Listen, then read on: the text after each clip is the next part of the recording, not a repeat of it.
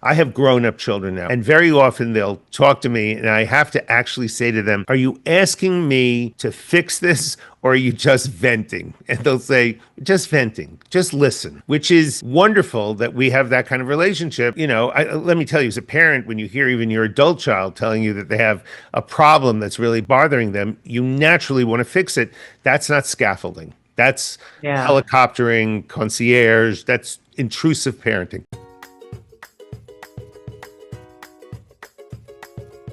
Hello, hello, Heal Squad. We are back for part two of our conversation with Dr. Harold Koplewicz. If you missed part one, be sure to check it out. We broke down why and how screen time is harming our kids' brains, what we need to do right now to protect them. But today he's telling us his proven method called scaffolding parenting.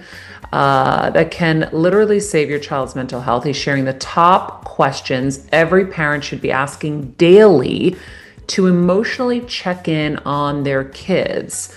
So, Dr. Koplewicz, thanks for sticking around with us. I'd love to dive right into what is scaffolding parenting. I know you just wrote a book about this. Right.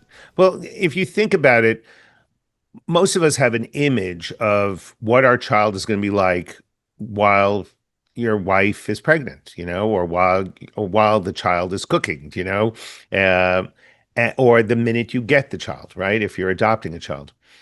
And that's understandable. But those are our dreams and our expectations. It's not necessarily what the child is coming to the table with.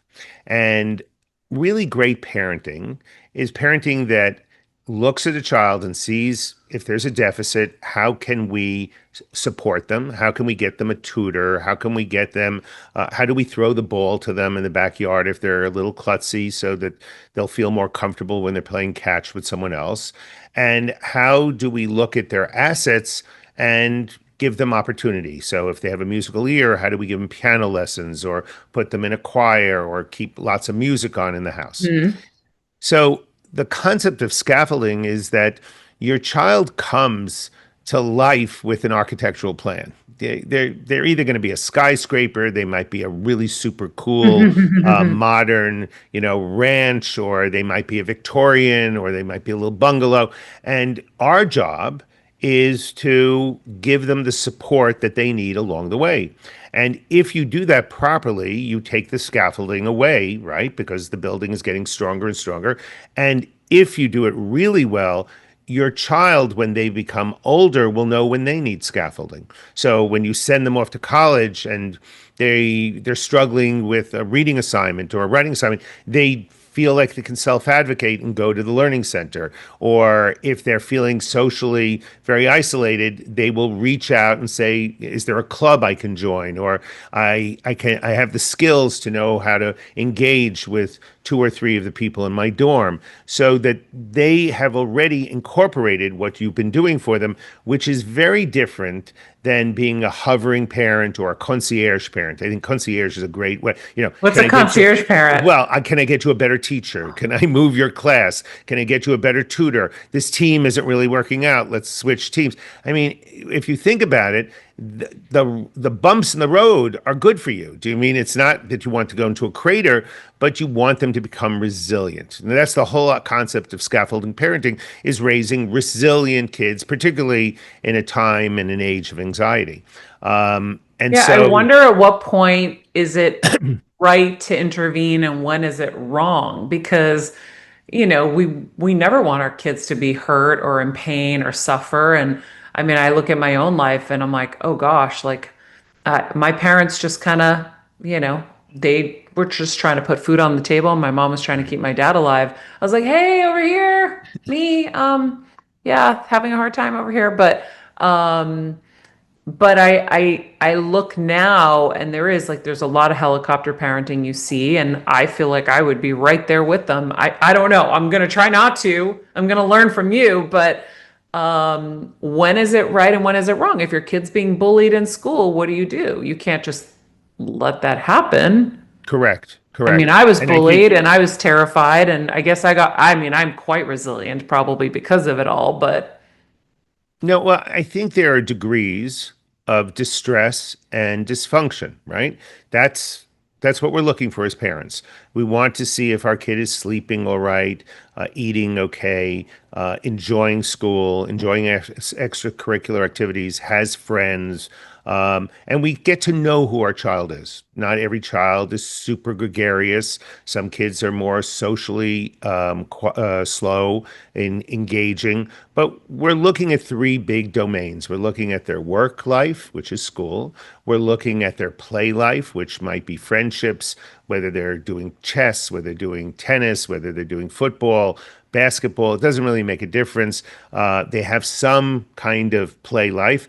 And we look at their love life. And for young kids, the love life is really their siblings, their mom and their dad. That's what their love life is. Later on, as teenagers, we're looking to see, do they engage? Are they able to have intimacy with people? Not necessarily physical intimacy, but being able to share important things with someone else and be trusting of another person to share with them.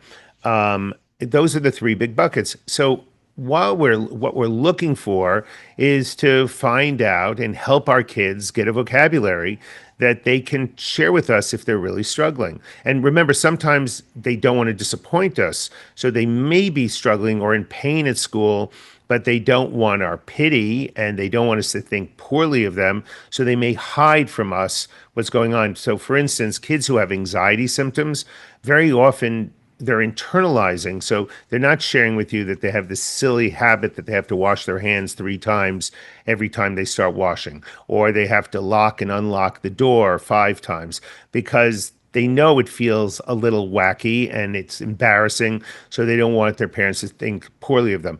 Kids who have disruptive behavior, kids who can't sit still, kids who can't wait their turn, those kids get attention much faster. So we want our children to feel comfortable in telling us if they're in discomfort, and if we need to be aware if there's dysfunction. Dysfunction meaning sleep, appetite, enjoying regular activities, if there's resistance to going to school, if there's difficulty falling asleep at night. So that's just being a very informed parent without being a helicopter. Do you know what I mean? And we have to decide when we do intervene based on if there's this distress that we see our child experiencing and how we can handle that without making the child feel incompetent. Because if you're constantly going in and fixing things, the message to your child is, I don't think you can fix this. You're not competent. I need to do that. And that's a bad message. I'm such a fixer. So this is good to learn and hear right now. What are some of the questions that we should be asking our kids to basically understand where they're at emotionally? Right. Well, I think that one thing you want to make sure is the questions are not yes or no, right? So I think that if a kid is going to school every day, that kid is going to work. And if you were married to that child, it would be natural that you would want to know what happened at work today. So what you do is you don't ask a question, how was school today? Because they're going to say, okay, good. But since you know what happened in school, you knew they were preparing for a test or they had a project or you knew what activity. So tell me, what was the best part of the math assignment today? Or what was the best part today when you had that special those special games in gym? Or how did the science project go with your partner, Patty or Josh? So I always think of this as treat your kids as though you were treating a client, right? If you were with a client, you would know information, you'd lean in, you want to engage that client because you want them to buy the product or, Ooh. become a better patient or become a, better partner with you. So you use that information, you ask specific questions, and you pay attention to the answer so that you have a follow-up question. And you have to have genuine interest. I can tell you that now that I know my grandson is so into basketball, every time I'm about to spend time with him, I go check out how the Knicks are doing and where the standing is. And I'm not stupid enough to, I know the finals have occurred. I knew that the Knicks were out, the Pacers, and I actually try harder with him than I tried with my sons who were interested in so many other things besides sports. But clearly, if I want to engage with this almost 7 year old, I need to know what he's living or what he's experiencing. And when I ask him about school, I do the same thing. If you ask him how was school, he's going to say okay, or he's going to say fine. And if you say, was there anything special today at school? He can easily say no, versus I heard that there was a project. The other thing that you want to be very specific about is to talk about feelings. You want your kids to get the literacy of understanding if they're sad, if they're angry, if they're mad, and get a context for it. And also, is there a way that they can get out of it? At Right. what age is that really important to introduce the feelings talk? Well, I was going to say we started working with the state of California from starting with 5 years of age up to 12th grade with 5 skills. But then, surprisingly, the governor of Ohio approached us, who I think has 23 grandchildren, and said, can you give us a form of what this Healthy Minds, Thriving Kids program we did for California? Can we have one for preschoolers? And amazingly, it's been very effective. So, different set of skills, but 3 to 5 year olds, we teach them how to be brave, how to be a good friend, how to use your words, big feelings, and understanding your feelings. And each one of This these, is all through the Child Mind Institute. right, all you have to do is go to childmind.org and look up Healthy Minds, Thriving Kids preschool, and it's free. And not only will you get each one of these videos, but there's a curriculum for preschool teachers and tips for parents. So it's lots of fun, by the way. But also, we knew that preschoolers actually like tunes. So we hired composers. So each one of these videos actually has a musician who they're all singing the song, teaching you those skills so that the kid can walk away and memorize or learn that song and then learn the skills at the same time. We were able to reach all 30,000 preschool teachers in the state of California. Surprisingly, by the way, this series was nominated for an Emmy. Wow. I we Oh lost. yeah, that was the event that we were Right, celebrating you and at in right, Los Angeles with Orlando Bloom. right. And the next day I went to the Emmys and we lost. We lost to Elmo talking about his dead uncle. I didn't even know Elmo had an uncle, but the Elmo fact is, talking to his dead uncle. but it's an honor to lose to Sesame Street Workshop, who are really their products are also very good for preschoolers. But I think it's again the need of a parent to say, we're going to take these 5 minutes and watch this video together. I'm going to be prepared with the questions that I want to ask my child afterwards so that they are learning these skills. And then it's so easy to go back to them the next day because you could do one a week and say, what did you learn? And again, I feel sorry for picking on my grandson, but when my grandson was 4.5 and COVID was just ending, and his father asked me if I could watch him for 2 hours because they both had meetings, and I take him into the taxi and I said, we're going to go to the Child Mind Institute. You're going to hang out with me there. And in the taxi, he actually says to me, I'm very unhappy. And I said, I understand you're unhappy. He said, do you really understand? I felt like saying, do you know who I am? But I didn't. I said, I understand you're very unhappy. But you know what? You love the solar system. Let's pretend we're in a spaceship and we're on another planet. I said, where are we? And he says, we're in a taxi and we're on Earth. I mean, he is not giving in. So we get to the Child Mind Institute. He's putting his hand up so people can't see him. I said, just because you put your hand up, they can still see you. We come to my office. One of my assistants says, wrap my coffee table in paper so we can draw. He doesn't want to draw. It's impossible. And I had just received the first set of videos from California from the movie makers, and that was understanding your feelings. And I figured I'm going to get in trouble with his parents, but I'm going to let him watch the 5 minute video. So he watches the video, and it's all about hedgehogs. And the hedgehogs are school has ended, they're supposed to be at graduation, and the headmaster is late, and they're very upset. And so I ask him after he watches, what were the names of the hedgehogs? How many days of school do they have? Where were they going? Graduation. Why was the headmaster late? What was he doing? He was smelling corn. We go through the whole thing. What did you learn? And he said, you can have two feelings at the same time. I said, right. What were the two feelings that the hedgehogs had? They were very excited and they had another feeling. I said, can you remember that other feeling? No, the feeling was called irritability. He said, I don't know what irritable is. I said, irritable is the way you feel right now. You're annoyed with me. You're angry with me. You're not happy with me. Okay. 1 year later, he's 5.5, and he's online at one of these private schools where he has to go for an interview, which, if you think about it, is total insanity. But he's online and he says to his mom, Mom, Grandpa told me that I could have two feelings at the same time. I'm having two feelings. And his mother says, what are the two feelings? He said, I'm very excited, but I'm also very nervous. And she says, well, what can we do to get rid of those feelings? And he said, you don't have to do anything. Just let's get started. Now, the fact that this kid can hold on to that 1 year later Mm-hmm. just said to me, this is like sit-ups and push-ups. Yep. I might not exercise every day. I just do it 3 times a week. But trust me, if you ask me to do push-ups, I can get down and do 20 push-ups. I can hold a plank. I know how to do this.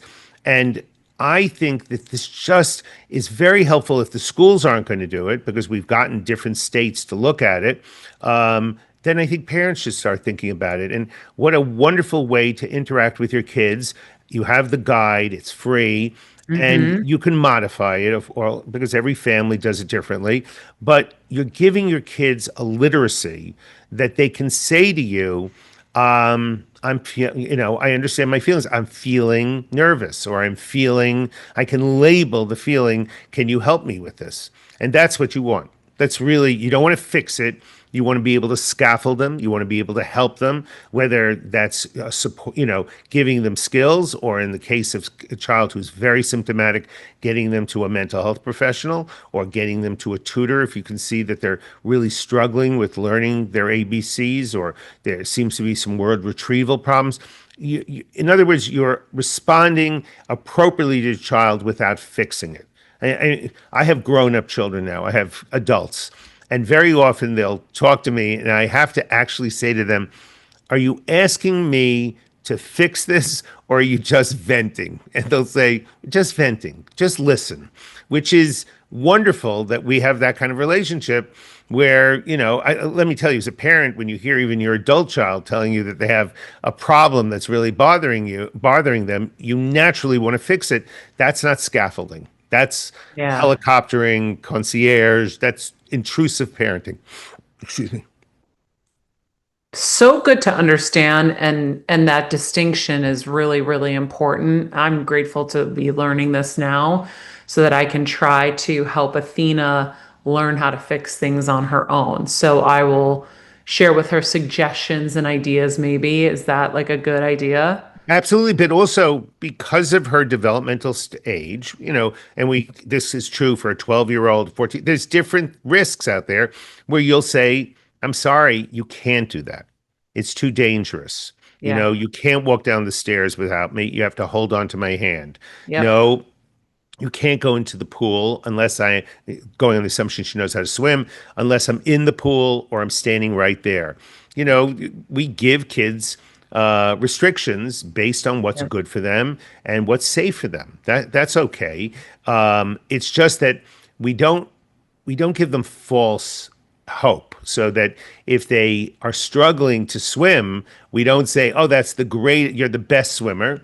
We give them instruction as to, how to breathe properly in the pool so that they can have an easier time, not that we just say everything is perfect. Yeah. Um, Friends, the reason we get to bring Dr. Koplewicz onto the show and do this every day is because of our amazing partners. And the 4th of July is almost here, and I'm getting very excited for one of my favorite traditions. And it is from one of our partners, Macy's. They have their epic fireworks show. They always put on such a beautiful display, and the performances are next level. I can't wait to see who's lighting up the stage this year. So if you're like me and you love celebrating from the comfort of your own home or maybe the backyard with your friends and family, hopefully it's not raining, be sure to tune in this Saturday, July 4th at 8 p.m. Eastern. You can catch up all the action on NBC or stream it on Peacock. Grab your snacks, cozy up, get ready for a night of music and fireworks with Macy's. It's going to be so fun. I was thinking, Dr. Koplewicz, about the fact that I just got this daylight tablet. So it removes all blue light. So I got it because at some point, if I really want to try to see if Athena can learn Mandarin because she's catching languages so easily. I was like, she's going to have to do it online. I got this daylight computer so she wouldn't be killing her dopamine receptors and all of that. But we can watch the Child Mind Institute videos on here outside, which will give it even better effect because we'll be in the daylight. And I'm really excited to know about that resource because we all need help and we need to learn. And, we don't know it all. The craziest thing I'm learning about parenting is you're really learning on the fly the most important job in the freaking world. Right. And no, and you didn't need to get a license. You didn't need to take a Yeah. test. It's really unbelievable since it is the most important job you'll ever have.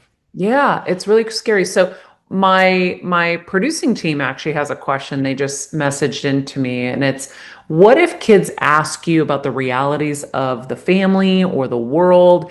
Is it important for parents to share about what's happening in the world, and how will it affect their mental health? What is your take on that? Well, let's think about, again, development. We're not talking about a 2-year-old. We might be talking about a 7-year-old or a 12-year-old.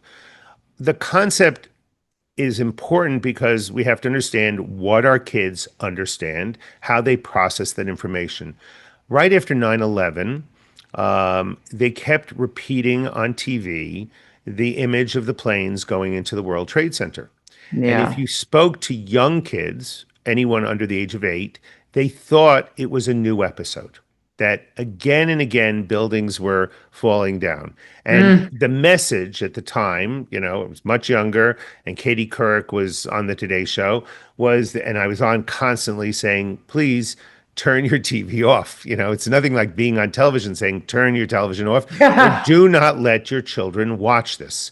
And it's also not good for you, by the way, to watch traumatic material again and again and again. So that's a lesson that we need to think about when we talk about a war in Ukraine, or we talk about the conflict in Gaza, or we talk about the bombings that just went on in Iran. That first and foremost, most kids are very egocentric. They are very worried that something bad will happen to me. So, they see images of other children dying, or they these are images that are not of any import to a young child. It's too hard and too traumatic. And if you decide that you're going to talk about it, you have to talk about it in a reassuring way. It's really very sad that, Russia and Ukraine are fighting. Russia has invaded Ukraine. You could understand how bad the people of Ukraine feel because it's their home. It feels like someone has invaded their home, but they're fighting back, and the United States is, at least before, the United States was supporting and helping them, but no one is going to go there to fight, and it's very far away, and I'm sure it's going to turn out well. And if they ask more questions, you can always come back to it. Usually, it's helpful to be aware that your children are getting information from other sources, which means their classmates.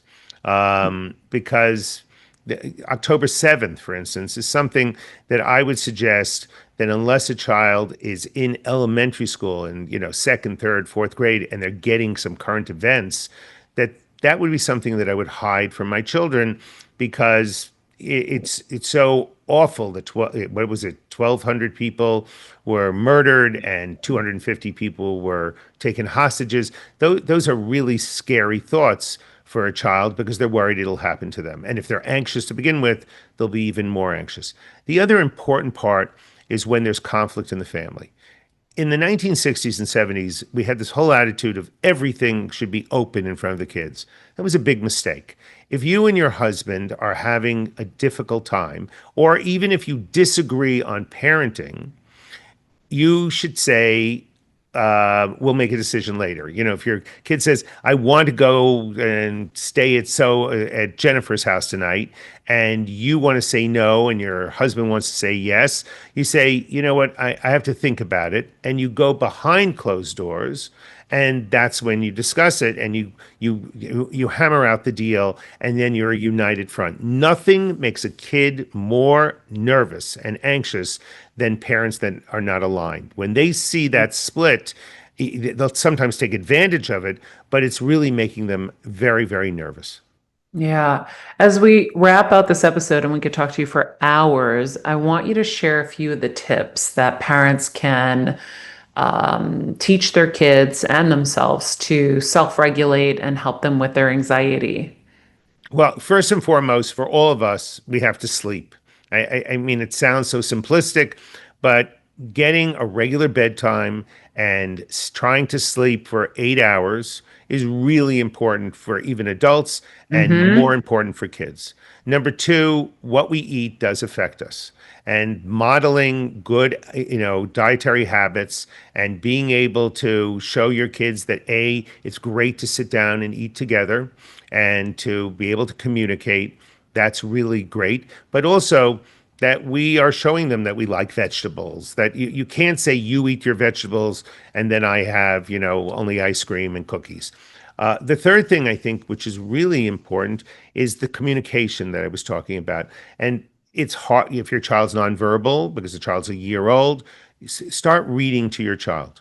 Get routines. These rituals and routines are so valuable. Nighttime, I read to my child. I spend 20 minutes and I'm holding him and I read Goodnight Moon 16 times because he just likes the melody and the rhythm of it. And then later on, we have a routine that before, he's 8, 9, he's still waiting to have me read to him or he'll read to me. Those rituals are really important. The other part is gratitude, which I don't think we recognize enough. And we have to model gratitude. And I think what we need is in each family, they have to find out when they want to do it, but it should be a weekly time. So it's either Friday evening when the week is over, or it's on Sunday when things are a little bit calmer, maybe a Sunday breakfast. But it's a ritual. We all sit together and we go round the table, and whether you want to call it lucky or you want to call it happy or you want to call it grateful, depending on what the child understands, is to model that gratitude. I'm so happy that it's Friday and I'm not going to work tomorrow and I'm going to spend time with you, or I'm going to your baseball game, or we're going to go take a walk in the park. And if you start doing that, your child will be able to, and not copy you. You say, okay, what are you happy about? Or what do you feel lucky about? But it's not natural. It's not something they just get. You need to model this. And the other Mm-hmm. thing that we talked about before about physical fitness, you need to model exercise for them. It doesn't need to be sit-ups and push-ups, but it's physical. We're going for a walk. We're going for a bike ride. And whether or not you live in a city or in the country, you're going outside and we're going to spend time doing something that's moving our limbs and keeping us active. Because without that, you fill up the time with the screen, and the last thing is I think you have to recognize that there are complete off times for screen. Bedtime, the screen gets taken. Dinner time, lunchtime, breakfast on the weekends, the screen gets taken away. And certainly there should be no screens for very young children. But if they do have a phone and they're 13, 14, 15, you still need regulations on it. You need to take a look and see how much they're spending time, and talked to them about their screen time and said, that seems excessive to me. What do you think? Because after all, there is a limit to how much you can control a teenager because they're not constantly with you. But you're modeling that too. That means you put your phone away also. Yeah. You leave your dopamine alone too. I know that's the hard part. Right. Dr. Koplewicz, thank you so much for chatting with us and teaching us. Of course, we're going to put everything about the Child Mind Institute and his book about scaffolding parenting. It's called Scaffolding Parenting. Right. Um, Inside the show notes, so you guys can have those resources there. Um, and we'll have to have you back for more chats. Thank you so much. Maria, it was so much fun. It's always good to see you. Thank you. In the meantime, friends, share this with a friend or two and be nice people, make good choices, and be present. Hey, Heal Squad. We have been on quite the journey together, and we're hearing from so many of you just how much this show is helping you heal and get better, and it makes us feel so good. We love, love, love it, and we just ask that you don't keep it to yourself. Spread the message and share the show or your favorite episode with your friends. And if you want to help us even more, you can leave us a 5-star rating and a comment on Apple Podcasts or Spotify, and follow us on Instagram at Heal Squad. You can also DM us anytime because we love connecting with you. And finally, you can also join us on Patreon for our monthly live heal events with world-class healers and ad-free episodes exclusive only to Patreon and our Super Heal Squad for as little as $10 a month. So go to patreon.com/Heal Squad to join. Getting better isn't easy, friends, but as I say all the time, it's a whole lot easier if we can do it together. We love you all so much, and we love doing this thing called life with you. This podcast and all related content published or distributed by or on behalf of Maria Menounos or MariaMenounos.com is for informational purposes only and may include information that is general in nature and that is not specific to you.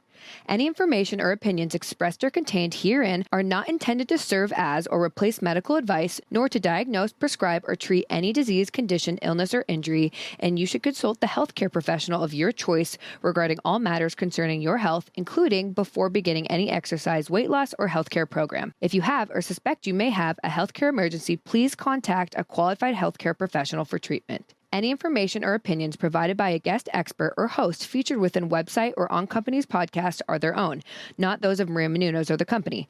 Accordingly, Maria Menounos and the company cannot be responsible for